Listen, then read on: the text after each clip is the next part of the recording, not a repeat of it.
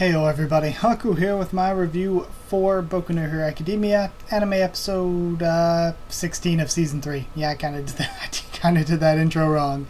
But yeah, either way, I recorded a review for this the day it came out on Saturday, but I kind of struggled with it, and I ended up while editing being like, oh, I do not like this at all. So I was like, I should probably gather my thoughts more and do a shorter and better review instead of me struggling through it. So yeah, this is a few days late because of that. So yeah, let's talk about this one. This one's going to be kind of weird. For those of you that have watched my reviews in the past, you know that I have read the manga, but I try to come at the review of the anime as if I haven't, unless it's bringing up things that I think are really important. And this is going to be one where, though I try often not to compare to the manga, I'm going to be comparing it to the manga a lot more than usual, because I want to kind of talk about the pacing of this and what I think may be added in as filler and how much of this may or may not be canon. And I'm not going to be talking about it negatively. I loved this episode. I thought it was great. I thought it was better than last week even, or at least a little bit. I was more hyped about it than last week. Last week was good too, though. But I actually think that them adding stuff in here, if they handle it right, I'm going to be very excited about it and think it's a good thing. But I'll talk about that as we get to it. Just know that it's kind of weird, so that's kind of why this review is going to be difficult, and it's kind of going to be a lot of general thoughts about the different parts rather than just breaking it down scene by scene, you know? So either way, starting it off, like I said, it was kind of a weird one, but I loved it. And I think we have a clearer view now of what might be used as in-canon filler, but I'll kind of save talking about that towards the end, because that's where it comes into play more. The manga content used in this episode I thought was paced very quickly, and they threw in a lot of flashbacks.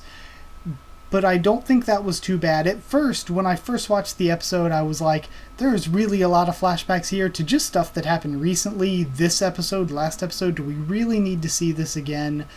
But then upon rewatching and watching other people's videos on it, I barely noticed it. I didn't think it was a big deal at all. And I think it kind of works and kind of fits for Boku no Hero Academia, because we've seen in the past with this series that this happens a lot. There are a lot of flashbacks. Whenever a character is thinking of something, it's just a flashback heavy series. Some series use them more than others. Boku no Hero Academia uses them a hell of a lot. A lot of small flashbacks to give context for decisions and things. So I don't mind that. Then at the beginning, because we have Ketsubutsu launching the initial attack to sort of test the waters with UA, we learn some of their quirks. We have Shikui, whose quirk is stiffening. And this is another thing comparing it to the manga. I don't know whether the translations for the quirk names are the same, because they don't seem like they're the same. At least I don't remember their quirks being named this. Stiffening is interesting. I feel like they only called it that because hardening was already taken with Kirishima. It's basically Kirishima's quirk, except on other non-living things rather than his own body. We have Itajiro, was that his name? Let me check my notes. Yeah, Itajiro, whose quirk is Boomerang. He can control the trajectories of things he throws. I kind of feel like calling it like Lock On or Remote Control would have been a better name than Boomerang, but hey, whatever. And then Waifu Tatami. I freaking love Tatami. She's the cutest thing. Tatami has telescope so she can collapse her body into itself. Again, I kind of hope we get to see more of her, because I think that quirk could be used for a lot of funny comedic scenes. So I hope we get to see a lot more of the Ketsubutsu students. But yeah, we have Tatami, and then their attacks are stopped by Kyoka using her new weapons, which are really, really cool. They're like these things on the back of her hands that she can transmit her like headphone jack through. We already had the things on her legs that could like send sound sound waves through the air, but this is like she can hold them up against things to send the sound waves through the objects to destroy them, and she uses it on the ground with her heartbeat fuzz, or I think they translated it as heartbeat distortion move. But one thing that I thought about, they're really cool, because I just think about, what if she punched somebody with them and then sent her earphone jack heartbeat ability through it? That'd be a really, really cool fighting style. So yeah, seeing her punch somebody with those would be really cool. We see Acid Veil from Mina, showing her new control over how viscous her acid is and different things like that. And then one thing that I feel like the anime didn't quite capture the comedy of super duper well was the naming for Tokiyami's attacks, where he called it before, I think they translated it as Abyssal Black Body, which really isn't that great a translation given what he actually says, but he called it before like Shinen Ankh, or like Shinwan Ankh, or something, like this really long, complex, hard to say name, and that was the joke behind it. But here he just calls it Black Ankh, and Izuku's like, oh, that's way easier to say, that's so much cooler. And then he directly follows up after shortening it and making it cooler with, I think they translated it in the anime as like Piercing Twilight Claws, but he had this other long, complicated name for his attack. So it's like, oh, you shortened it and made it cooler. And then he just goes for a long, complicated attack name anyway, because he's an edgelord, and it's so great. Then we have Shindo's quirk, it's Vibration, it's really friggin' cool. He causes an entire earthquake. And at first I didn't notice some of the shots they used, and I was like, they really didn't hype that up as being as cool as it is to cause friggin' earthquakes. But then rewatching and seeing some of the shots they used, like there was at least one quick panning shot. We had the shot with Todoroki where we have the huge uplifted land in the background. So they did hype up Shindo enough, and in hindsight, and he uses that to divide them, because obviously they're working together to protect each other, so we need to separate them. We get to see Yoadash then. We learn from the from the middle card, the commercial break cards, that his quirk is called Whirlwind, but he takes down 120 people, and it shows that they didn't really specifically say that he's controlling each one to specifically hit the targets, but in order for that to happen, he kind of has to be, so just to pick up all of the balls without picking up any like debris or people or anything, it shows that he has really, really fine-tuned control over the wind, which is completely OP, incredibly OP. Also, one shot I loved came out of this. I like the one where he sends the balls towards him, of course, but this one shot where he's standing on the rooftop and it's a shot downward and we see all the smoke, and through the smoke you can see like the little red lights barely glimmering through, and that looked really, really cool, the red lights from the lit up targets. I thought that was a really, really cool shot. Izuku gets distracted thinking of his rivals and all that, and gets caught off guard by Kami, who lights up one of his targets. Then after the commercial break, we see Uraraka used to show the problem with them being split up, because she's saying, if I get attacked right now, I have to meet up with people, because if I get attacked, I am outnumbered, I can't handle a whole class coming at me, or a whole group of people coming at me. And then she's also like, but I can't yell out or make a bunch of noise or anything to get attention to meet back up, because then instead of my classmates, what if I just get attacked by this huge group and I'm screwed? So again, really, really cool little, it's like this small insignificant thing, but it gives you a lot of information. So I thought that was a really cool way to show the significance of things. But we get back to Kami and Izuku. Kami wanted to interact with Yue before they were eliminated. So then she went after Izuku. Knowing that Yue would probably be the first people targeted, she wanted to hurry up and get there. So she takes on Izuku close range using her stealth. And then Ketsubutsu's student showing up kind of save Izuku because he is struggling with her a lot. We had the fake Aravity show up instead of stealth Aravity. And then Izuku thinks about this huge domino effect, and I think this is a really cool thing where he's thinking through everything that happened, and he's saying that I should have learned this before. He's like, if I didn't have to destroy my body to take out Muscular and save Kota, if I would have been better, if I would have been able to just take Kota and get to safety, or if I would have been able to fight without destroying myself. It's more along the lines if I would have just been able to take Kota to safety, if I would have been using my legs like I am now. He's like, if I would have known to do that, then I would have been fresh and in good condition, and I might have been able to save Bakugo. And if I might have been able to save Bakugo, then in turn, All Might wouldn't have had to go save him, and if All Might hadn't have gone to save him, he wouldn't have had to fight All for One right then and lose all of his powers right then. So he's viewing this as a huge domino effect and saying, this is something I should have learned earlier. I kind of slacked off and messed up. And he isn't really like just blaming himself for what happened, but he's saying things could have been better if I would have known that I need to make sure I myself am safe first so that I can save others. So I like that it's showing that he's really learned an important lesson and grown. More than just developing his abilities, he's got reasons for it, and I think that's really good for the character. So the fake out betrayal is really well done. We get to see Kami's transformation quirk there, which was really, really cool. And she was about to eliminate him there too, or at least light up a second target. So she was going to take him out there. But he says that he could tell from the start. And this is the most important thing with Kami here, I think, where he says that he could tell from the start that it wasn't her, but he saved her anyway, because if she would have fallen, then she could have gotten hurt if she's not Uraraka, if she can't float. And she retorts by saying, where's the limit? Who will you save, or who won't you save? Will you save anyone? And that's kind of the key important thing, because she was one of his rivals. She was somebody that could have stopped him from getting his license, that could have put his dream, given his dream a big setback, and he saved her.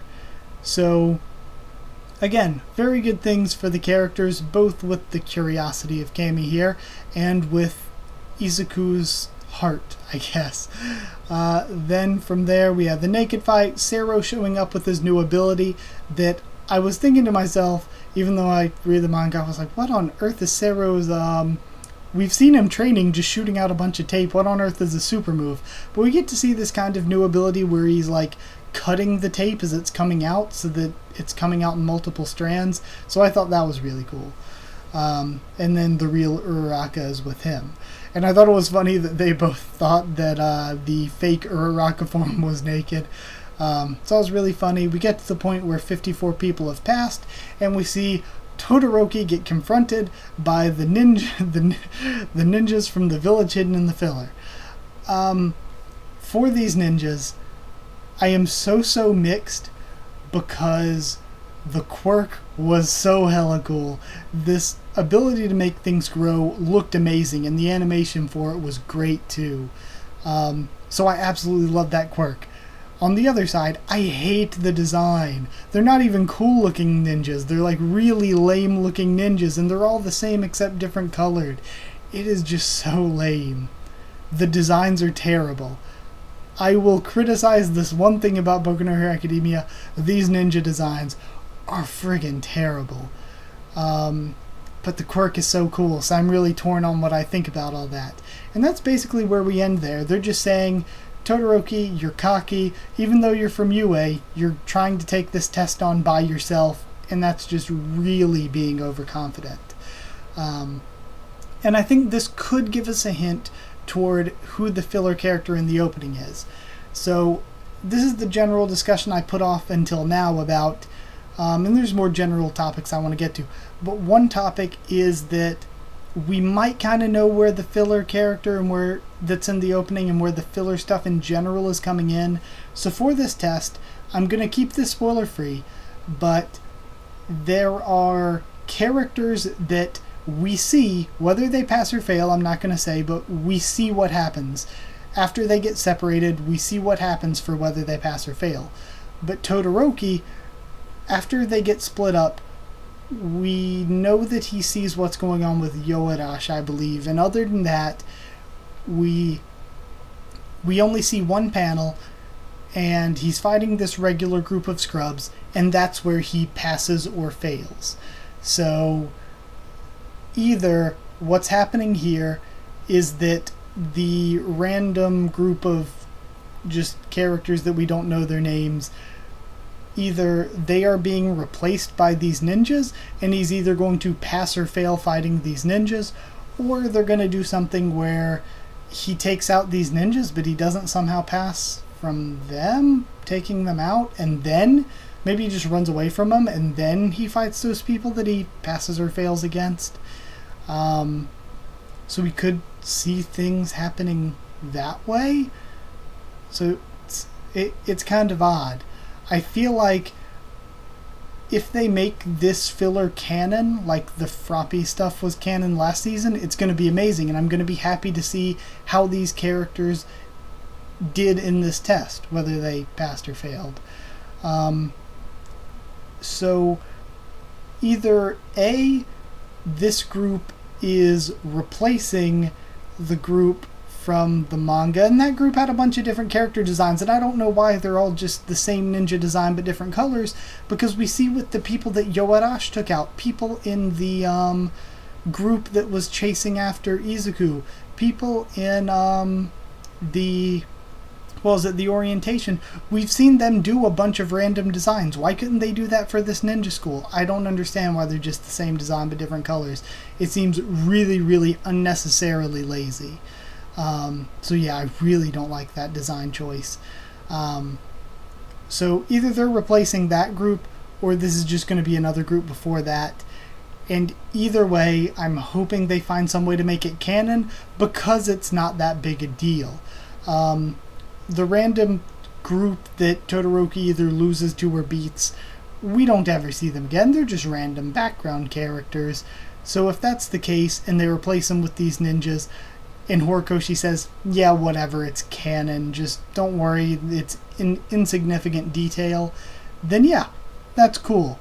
So I'm hoping that's the case. I'm hoping this is somehow canon. And also, other than Todoroki, there was another group of students that we see them after their results. We know whether they pass or fail, but we never see them after they get split off from the others to know how they passed or failed. And characters from that group were shown in the promo for next episode, so we know that we are going to get to see them in the anime during this test. So what I'm thinking is maybe we'll get to see how that group passes or fails. Maybe that'll be next episode. And if that's the case, we had this filler character in the opening, and I still hate the idea of having a filler character in the opening.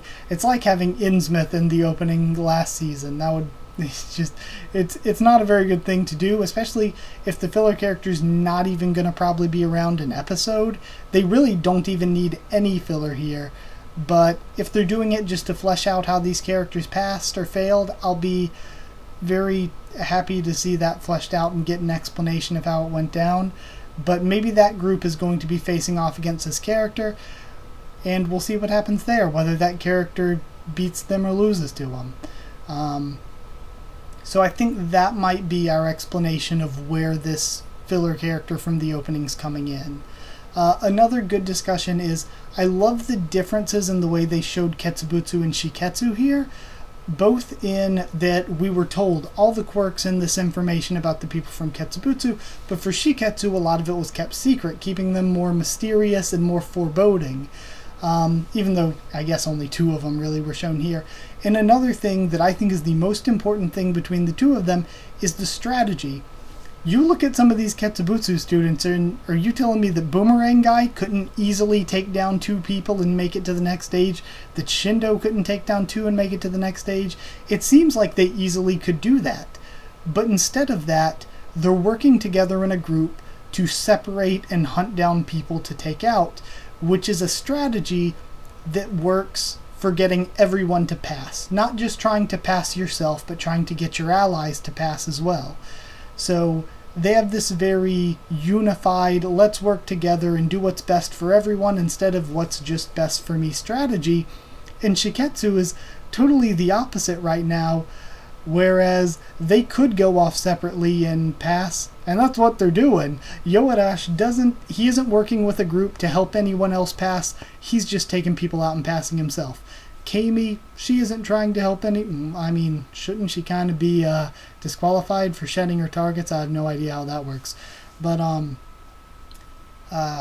yeah, she isn't teaming up with anybody, trying to work with anyone. She's going out and trying to take down Izuku, trying to meet Yue, trying to pass this by herself. So, again, Shiketsu has a totally different strategy here, just working on their own for their own self-interests. Each student for themselves to get through on their own merits without any teamwork. So I like that the two schools were shown very differently like that. And lastly, something I just remembered, I wanted to talk about Kami's skin. Okay, so a lot of people were saying, oh, why is this censorship here? Why is her skin chalk? At least I'm calling it chalk. Why is her skin like this? Is it censorship? Are they trying to make it seem like she has a bodysuit? Izuku specifically said she was naked, so no bodysuit. She is naked, and that is just the way her skin looks. I think the way it looks like that might be slightly censorship, but what I'm going to propose, and this may be in a minority here, I think that this is what she is meant to look like canon-wise. Because one thing is, in the manga, she was said to be naked, but the manga's not in color, obviously, so we don't know if this was meant to be her color scheme, and I think it is. I think this could be how a Horikoshi envisioned her looking from the beginning. And in addition to that, one thing is that Uraraka has paw pads, Tsuyu's a friggin' frog, Kirishima has pointy teeth, Koda looks like a rock whatever thing. Basically, all these Tokiyami has a bird head. All these characters have things about their physiology that aren't necessarily normal, and yet, though they're not necessarily normal, they don't necessarily have anything to do with their quirks. And I think that could be the same with Kami here, is that this is just the way her skin looks, except for her skin is just pasty white, except for her hands, face, and feet. And with what her quirk is, that could make sense. That would be what her body looks like other than those parts, is that she's just pasty white there. I think that makes sense canonically. Maybe it's supposed to look like that. That would be my best guess here, is that this is how she was always envisioned to look. So yeah. I feel like there was something else that I was missing out on that discussion, something I wanted to say but forgot. Yeah, I can't remember. So I guess that's it. I loved the episode. I thought it was on par with last episode with being good, but I would put it even higher because though the pacing was weird at parts, I was more hyped for most things happening in it than I was last week.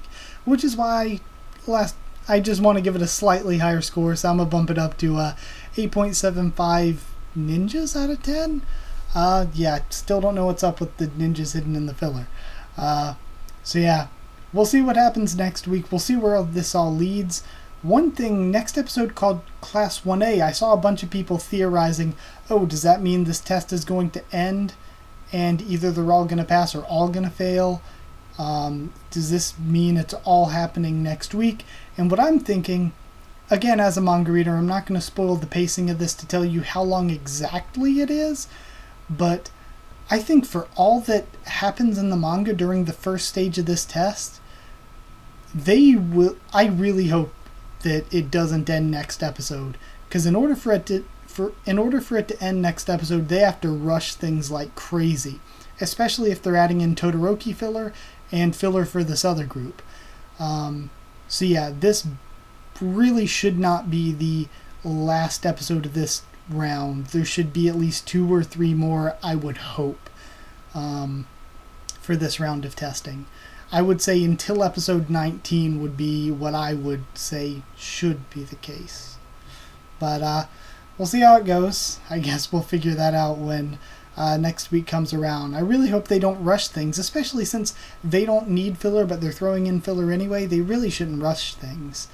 Also, I kind of hope the filler isn't a movie tie-in filler, because I know sometimes shows have those. And I personally I'm personally not really a fan of that, because it makes it seem like you need to watch the movie to get all the content for the series. And this movie is different because Horikoshi said it's canon, but still, I don't know. I've said before that I don't know my feelings on this whole anime movie thing. So yeah, we'll see what happens. Like, I'm gonna watch it and I'm going to enjoy it, but I don't know my feelings of how canon it should seem. I think it should seem very canon, but at the same time, that takes away from people who are watching the show but haven't watched the movie. So, again, it's a weird situation that I'm not quite sure my own thoughts on. But yeah, either way, I'll end this here. Like if you did like the video, comment down there, tell me what you thought of this episode, what you thought of my thoughts on it. Subscribe for more. Boku no Hero Academia, both anime and manga. I cover manga on the channel, but I do stay as spoiler-free as possible with my thumbnails and titles, because I could have had a thumbnail last week that I was really struggling with whether or not to use, because I was like, it's kind of slightly spoilerish, and I decided not to go with it. So yeah, I definitely stray even from minor spoilers as much as I can in my manga thumbnails and titles, for the sake of those who are watching the anime, who also watch my videos, because I like seeing everybody's reactions for the anime-only watchers. I like seeing all their reactions to stuff, and I don't want them to be spoiled. So yeah, like, comment, subscribe, follow on Twitter if you want. I can try to keep you updated there and stuff for the channel, or talk to you there. If you want a link to our Discord server to talk to me or more of us there, we have both anime and manga sections for Boku no Hero Academia on the Discord server. So yeah, if you want to talk to me or more of us there about that, then just ask and I'll give you a link to that. It's free and open for anyone. So that's it. Thank you once again for watching, and I'll see you all next time.